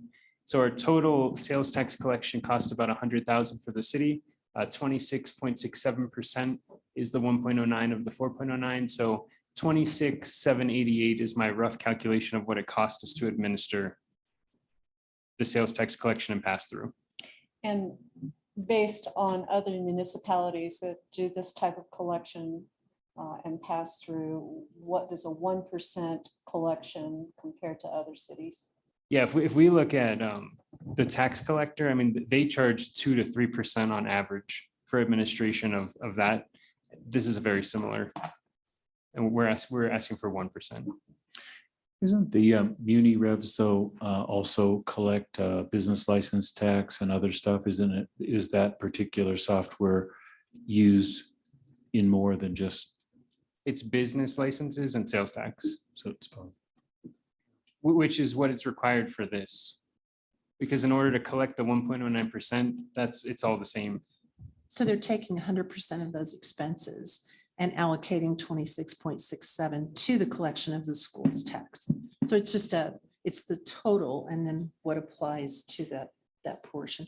And like Aaron said, the county clerk can record, no, not the clerk, the county treasurer charges us 3% as a Correct. city to collect property taxes on our behalf as an administrative fee.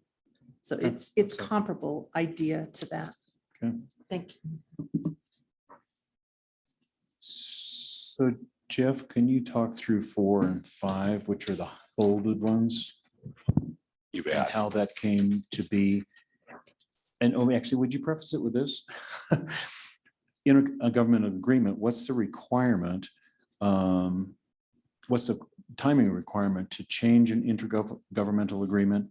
And what sort of backwards and forwards do you do with the school district's attorneys to kind of craft whatever you're bringing?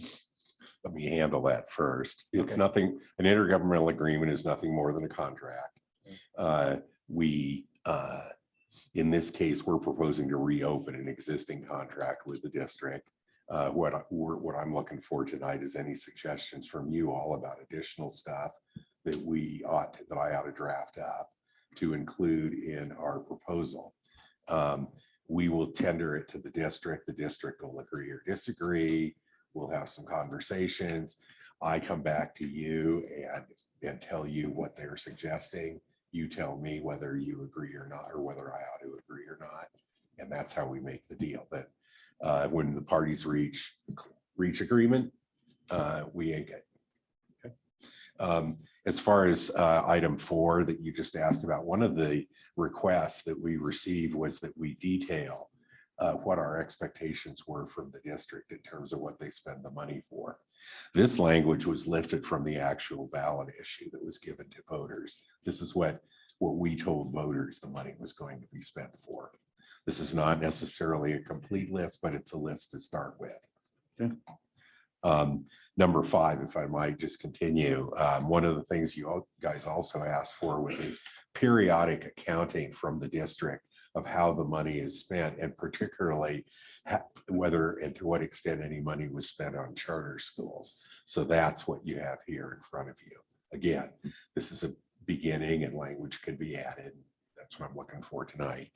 Finally, number 8 over on page 3, one of your requests was that we put a sunset provision in the agreement so that the agreement will expire unless both parties vote to continue it. So that's what item 8 is. So you're saying we want to create a time definite when the voters 1.9% sales tax stops? No. No. The tax would continue. The agreement regarding its disposition would have to be continued. This was my understanding of what the request was, that there be a sunset provision in the IGA, not in the tax, so that periodically the council and the school board would revisit the terms under which the 1.09% is used by the district. And Robert, if I may, I Yeah. seem to be the oldest person in terms of institutional knowledge on this issue. In 2016, the IGA was a bit more nebulous in terms of, okay, how often will the council and the district, or the city and the district, review the original IGA? And there was date of 2021, I think was in there. And I was like, what, where did we come up with that? I'm not 5 years, sure. 6 It didn't really make sense. And, you know, the landscape has changed. The charter school has been authorized and the charter school is receiving a per pupil distribution of this tax. And this at least requires both the school district and the charter school in their budget to identify how they are spending the money. If you've had an opportunity to review Merit Academy's budget for 23-24, they do address how they intend to spend it, and it does meet the specific categories that were outlined in the original ballot initiative. I will add this just as a point of information for the community and for the council is we could decide tonight in this forum to end the tax right now. We could do that. We could also, this council could also recommend a phasing out of the tax, or they could actually put a sunset on the tax. But this IGA does not do that. It just clarifies some of the, I think, what were loose ends in the original IGA. Now, with our recommendation then to the city attorney and the city manager, they'll clean up this IGA and then engage the appropriate representatives from the district. So taking what you just said, are you saying that council could say that we are not going to support the schools and we're going to, with a tax of 1.9%? We could, but It's we're going to not. go away. We Well, could, but we are not. I'm just, no. We could, If but we- we are not. I'll say that a fourth time if it's necessary. I heard you. I get that. So my other elephant in the room about that is, well, gee whiz, what would we use it for? So if we as a. We wouldn't. It goes away.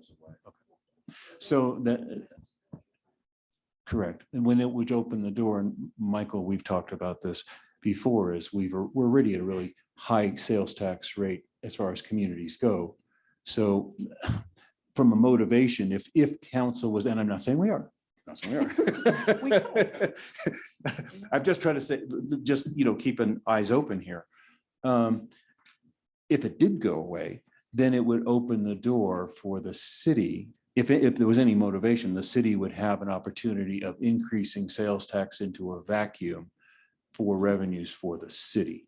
We would have to- Specifically, we would have to it go would to be a the vote. only agenda. I'm not saying we're going to do it. I'm not saying that. I'm just saying for anybody to make that conversation and to say we're going to get rid of it, that would be the elephant in the room. The city's going, we would want more money. And the only way we can do that is to. We don't get the money. I know we don't, but if it goes away, if, Then it makes Jeff, no am I difference to tracking us. correctly? Because, Thank you. no, if it goes away, that means sales tax in Woodland Park goes down by 1.9%. Right. And then it would. 1.09. 1.09, sorry, correct, 1.09%. It would then open the door for any type of politicking to bring a tax in, some other tax to fill that. The voters, But the voters the have- voters in Woodland Park Yeah. have the prerogative under the Tabor Amendment to increase the tax rate at any time. Correct. They could do that whether or not the 1.09% is repealed. One of the options, of course, is to go to the voters and ask if the proceeds of the 1.09% tax should be repurposed. In that case, the scenario you're talking about at the city, that would be asking the voters essentially, can we keep the money and use it for something else? But your original hypothetical, which is just get rid of the tax, just repeal it outright, it goes away, and the only people that can bring it back are the voters. Yeah, and that's what I was like, how come we have that authority to do that? That's Because what, we're- that was the agreement. Under in- Tabor, that's how it works. Okay. Yeah, Okay. we can take it away, but we can't make a tax on taxpayers. Okay. Right. Right. Just And I'm like not sure why we do that to our kids in the school, but anyway, so thank you for laying the land out. That's appreciated. Yeah, this is simply housekeeping. This is an IGA that's dated. And as I mentioned before, the scenario and the landscape has changed. And it's outdated. And we owe it to the taxpayers to review it. And I think that this IGA, at least in its current draft form, gives us milestones to review it annually. And it provides accountability to our citizens on what they approved that tax for. And it's feedback to see that it's being used as they approved. And it's just purely an accountability issue. So that's what I see. And I think that it's exceptional. And I would think that the school district would agree with that. So Jeff, when you bring this, when you have your backwards and forwards with their attorney and whatever else, could you also include with this the actual voters, what was approved so that we can put the two together so people can read, so that it's accessible? You mean provide the council with a copy of the original ballot question? Correct. Absolutely. Yeah, thank Of course. Yeah, Happy okay. to do it. Yeah. So, And I want to add just another bit of history. Robert, you probably do not recall, I did provide you a copy of that ballot initiative, but also a little bit of what I would call a white paper on the history of school sales tax throughout the state.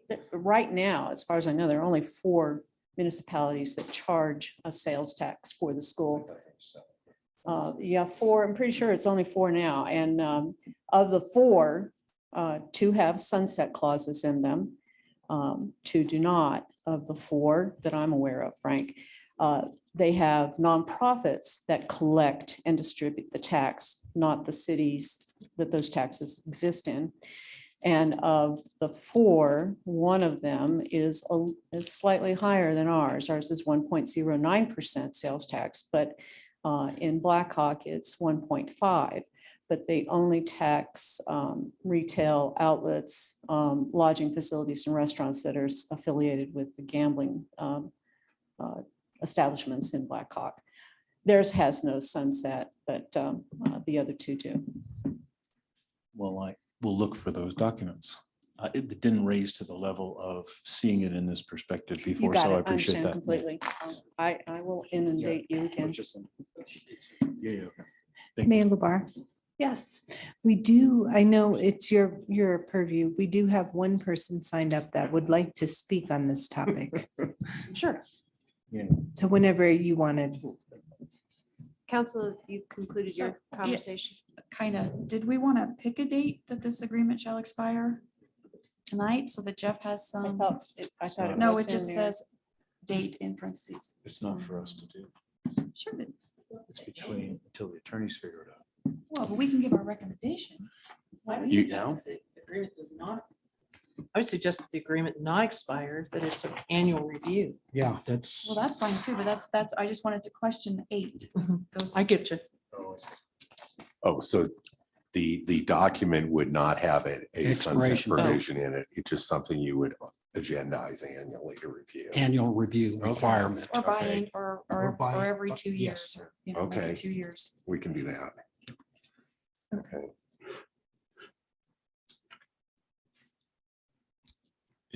Were there any additional provisions that the council would want to see incorporated in this draft? That was the main point in bringing this to you tonight. Is there anything that we missed? These are things that have been historically informally expected in the practice in the past. That's how we ended up here. Is there anything new though, additional? Well, Michael, seeing you calm the temperature down of the 26% in context.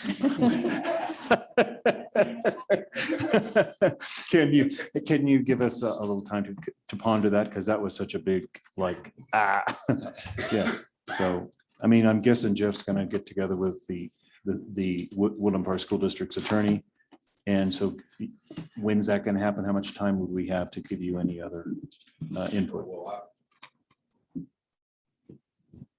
Please let me know if you have any more thoughts after tonight's meeting, of course. The attorney for the district has already reached out to me. I told him I had a council meeting tonight, and I'm talking to him tomorrow. Okay, okay. And where in the draft do you address the accountability requirement for the current charter school or any future charter schools? I'm missing that. Well, in paragraph 5, at the last sentence. Oh, such got it, applicant- got see it. Okay. One thing I'd like to encourage is, because when this actually passed, I was disappointed to see that there was not a sunset because the city has given away its ability to tax to the school district. And we don't know what our future holds. Not to say that it's something that we need now, but I think in the perspective of planning for the school district, maybe the conversation about what that looks like as far as a potential sunset and open that dialogue might be productive. Just my thoughts. Thank you. Yes, it would not be in the IGA, but it's certainly something for future discussion. Thank you. Otherwise, I have nothing. I think you've done a fine job. Thank you. Suzanne, do we have the person? We do. It's Gwen Peckron.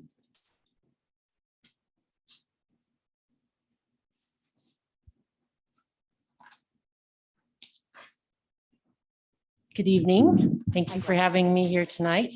My name is Gwen Peckron. I live at 211 Blue Sky Avenue in Woodland Park. Sales tax is definitely something that I know full well because I thought of it. So I was going to give you a little bit of history on sales tax and kind of how it might pertain to this situation here tonight. In 2016, we realized I was on the school board, and we realized with the community that we needed some funding to support our schools. And we also knew that from community expertise and comments that property tax was not the way to go because property taxes were soaring and property values were soaring. Businesses were suffering. And so after a good summer of not just can something be done, but how can it be done and what can be done, the idea came to mind of let's see if we can do a sales tax because that's a consumer tax and reduce the property tax that the district acquires from our taxpayers. And all in all, it passed obviously 60-40, and we paid off the bond and we reduced the property taxes. And why is this important? Well, I'm a fiscal conservative person, and I realized that our house with my children, we had the same amount of property tax as the house next to us with a elderly couple on a fixed income. And so consumer tax, what that does is it allows that elderly couple to pay, I think one of my examples, so it says, perhaps that elderly couple spends $700 a month locally on items that are sales taxable, contributing approximately $7.63 a month of sales tax to WPSD educational revenue.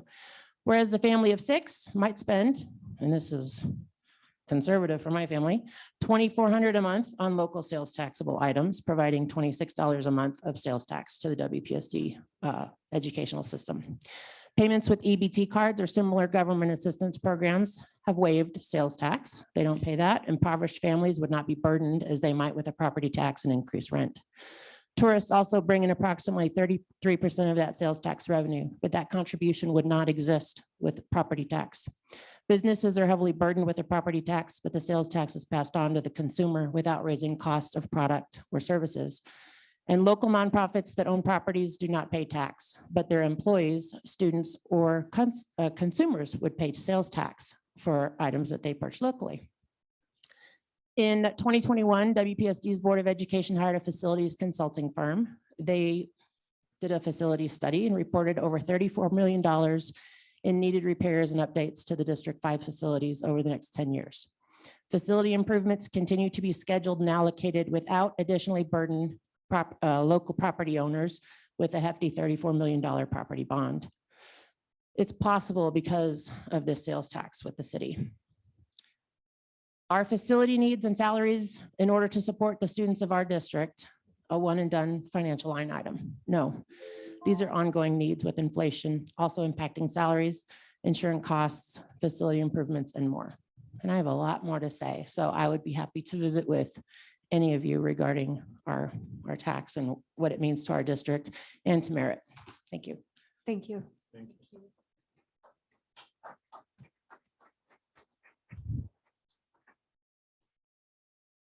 Was there anyone else, Suzanne? No. Okay.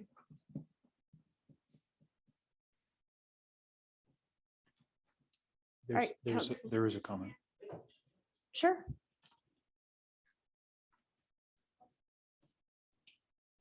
Dave Illingworth, I'm the Vice President of the School Board. I didn't sign up for public comment because I was told by my superintendent that it was requested that one member of the Board of Education be here to answer any questions or engage in any commentary. Does the council have any questions for me? David, I had one question. Mrs. Peckron had mentioned that the bond had been paid off. I thought the certificate of participation would not be paid off until 2036. We do still have certificate of participation that is not yet paid off. And as I'm sure you're aware, council member, school financing is a very complicated thing because it doesn't just involve the sales tax and the mill levy override that chiefly falls on the local community. It also involves financing from the state. And there's a blend of that, and they change it quite frequently. And it's sort of a mess that they always seem to be trying to tackle. And so usually when one source of revenue goes away, the other revenue has to come from somewhere else. And that the goal from the legislature's perspective is to make sure that all the school districts are receiving equalized funding. For instance, our neighboring district, Cripple Creek, receives almost no money from the state because they have so much revenue just from the gambling businesses there. But I do think it's absolutely accurate that if the sales tax were to go away, that the entire community would see property taxes rise. And it's chiefly the way that the state requires local funding for the school district.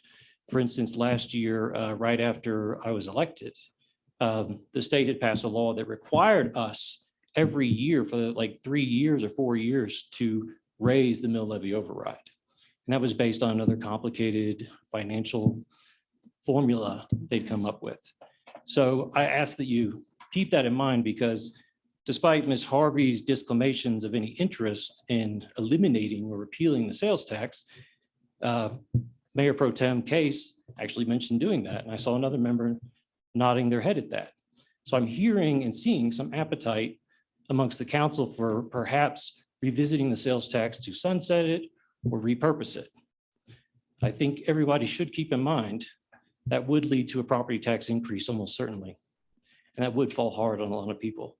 The only other thing I want to add here is that the paragraph that I've seen about what we spend the money on, I would note that is a constructive amendment of the ballot because the ballot language says that the school district shall use it for educational purposes, including the specific line items. However, the intergovernmental draft says that the school district shall only spend it on the line items.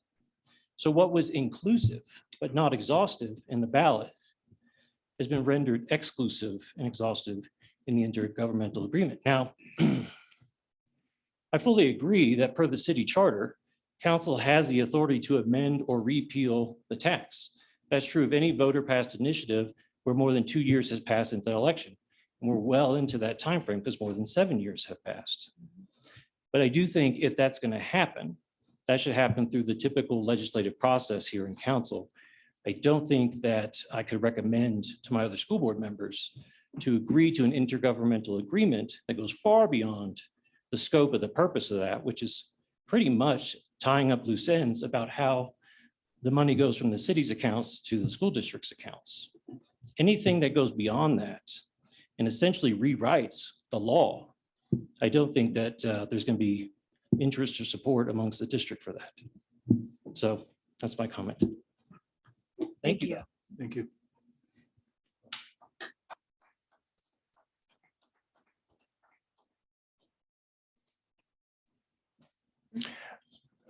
The council, is there further comments or questions then?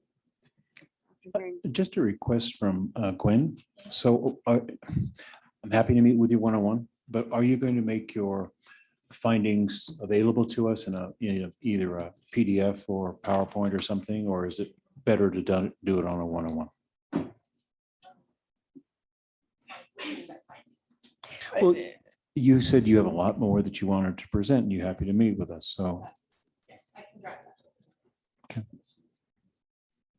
But the action before us is to simply No action, just give discuss.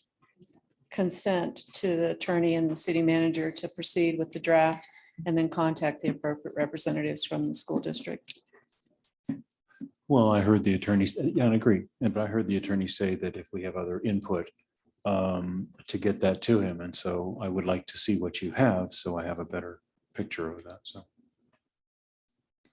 And Jeff's going to meet with the district attorney and we'll definitely get number 4 clarified to make sure that we're not excluding anything that was meant to be inclusive. So. Oh, you lawyers. Is there anything further for Jeff then, direction wise? No end date? No. No end date? Bi-yearly review, is that what we're talking about? Just a review. No sunset, bi-yearly review. That's All right. acceptable. All right. We are off that topic and on to reports. I have a couple dates. I have July 14th from 6:30 PM to 8 PM. The Ute Pass Cultural Center Friday Night Creative Chill is back. There's no pressure paint and art classes for adults featuring relaxing music and fun projects with a little wine on the side. You have to register by July 12th on the city's website.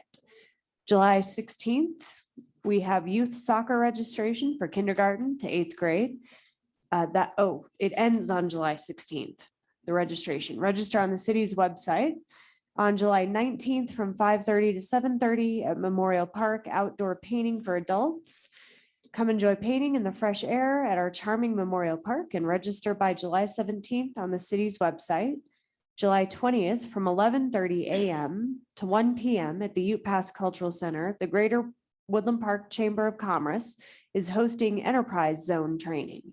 Pikes Peak Enterprise Zone wants to educate business owners, managers, and accountants on the Colorado State Income Tax Credit Program to help promote a business-friendly environment by offering state income tax credits that incentivize businesses. Register at the Chamber of Commerce's website. And on July 21st, the Rocky Mountain Vibes baseball team are hosting the Woodland Park Night at the Vibes Stadium in Colorado Springs when the Vibes take on Northern Colorado Owls. Gates open at 5:30 PM and the first pitch will be thrown by me. In stilettos, I might add. We'll see how far at 6:30 PM Woodland Park. 21st. Woodland Park residents are able to purchase discounted tickets for just $6 through July 20th. Inflatable bounce house, s'mores stations, meet and greets, and swag from local community partners and fireworks after the game are just a few of the fun things planned for that evening. And for more information, including access to purchasing tickets, please visit the city website. And we have to thank Councilmember Connors for initiating that. So thank you, Councilmember Connors. Frank. And that's all I have. Councilmember Case. Thank you, Mayor. Just as the president of Ute Pass Symphony Guild, I just wanted to share, it was touch and go last night, every moment. As the sound guy and the stage guy and I were monitoring the distance to lightning. As Miss Dell took the stage, it was 7.3 miles. And he said, if it's 5 miles, we're shutting it down. And the waves parted and the clouds went away.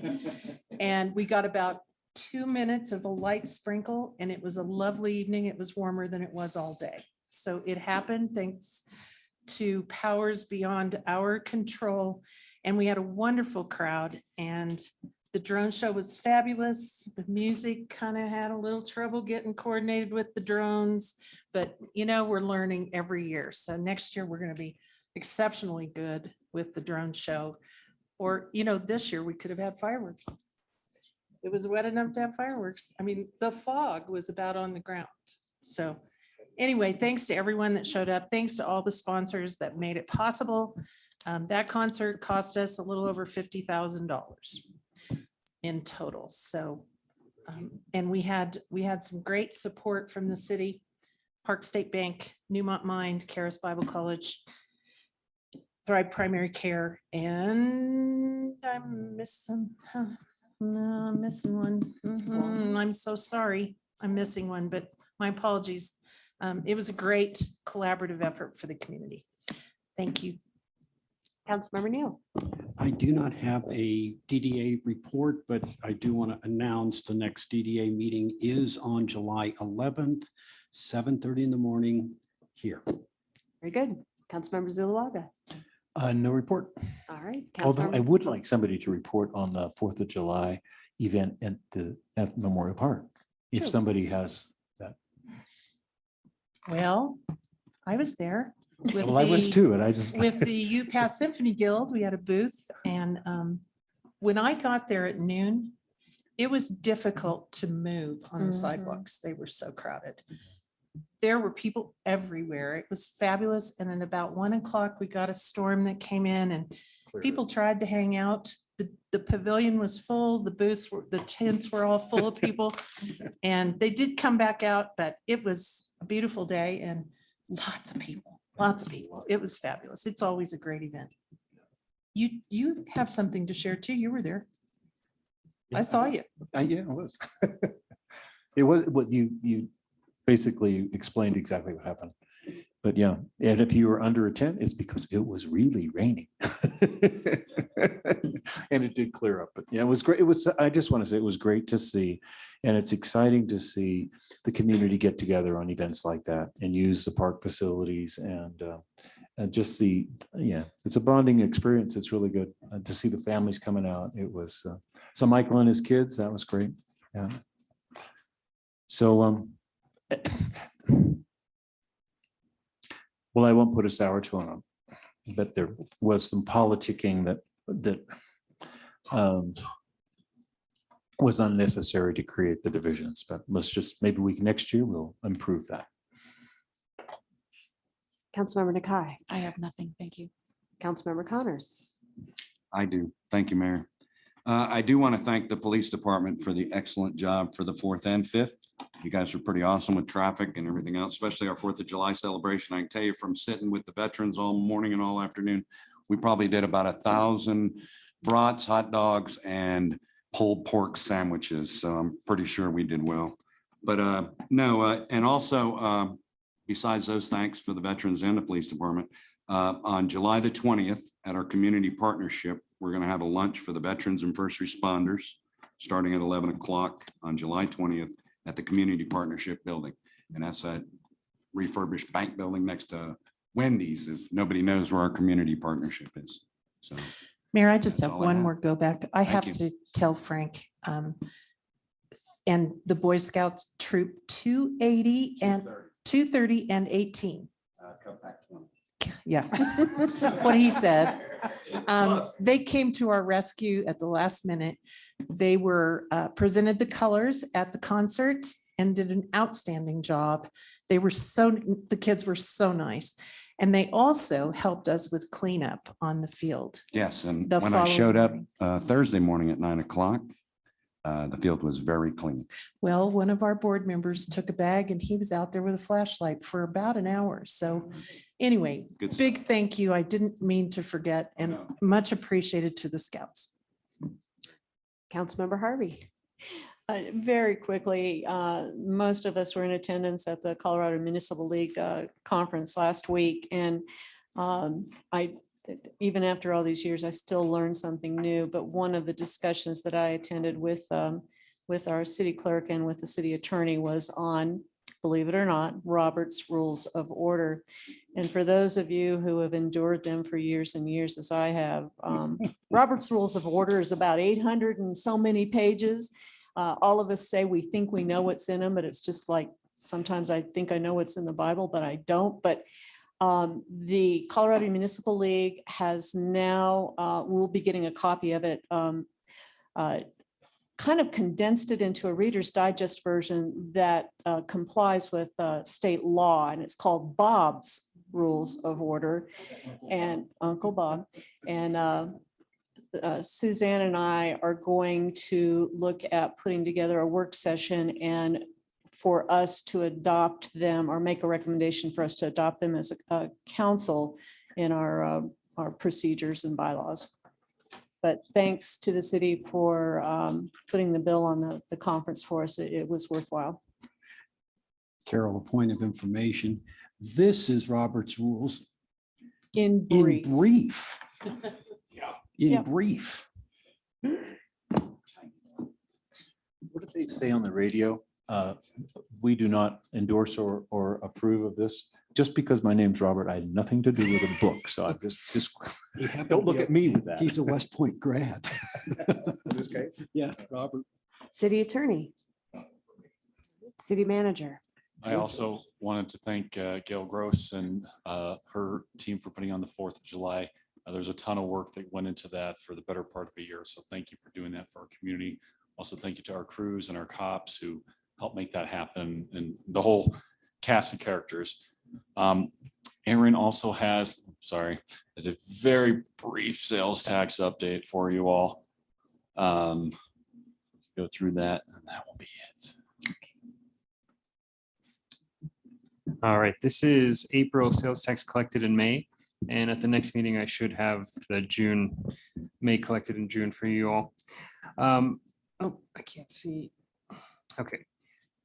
So year to date through April, we are up 5.2%, $118,000 over last year. So total collections in 2023 are $2,402,777. But in April, we were down 2.3% for a shortage versus last year of 13,792. For lodging tax, we are up 10.2% over last year, which is 7758. With a total collection of 83,527. But in April, again, we were down 12.2%. So April was a very soft month for the city. And you can see on the 3-year revenue line here, January, February, March, we're all looking really good. But then April, we were slightly down if you look at that third darker line. And lodging tax, a little bit more all over the place. January, we were up. February, we were down a little. In March, we were up again. April, we were down a little. So we'll have to keep a close eye on how this is going. But 5.2% up for the year. That's better than what we projected at 3.5%. So for now, we're in good shape. Very good. Council, any questions for Aaron? I do have one for you, Aaron, Oh, and sure. that is, we have the introduction now this year of Microtel in our reporting. So when you look at your lodging tax, how much is the difference in revenues? Why can't I ask? No, I didn't mean, no, don't misunderstand me. I don't want to know Microtel's numbers. I'm not asking that. I'm asking, now that we have Microtel online, the lodging tax numbers were more skewed in terms of what's coming from short-term rentals versus what's coming from the established. And I thought we talked about those numbers last year. I haven't looked into that detail in this report, but I can for next month. If you want a breakdown of That would be of what's lodging. particularly because of what we're looking at over there. Yeah, I'll see if it's changed at all from what it was last year. Appreciate that. Thank you. Thank All you. right, this meeting is adjourned. Thank you, everyone. Please note the time of the meeting adjournment.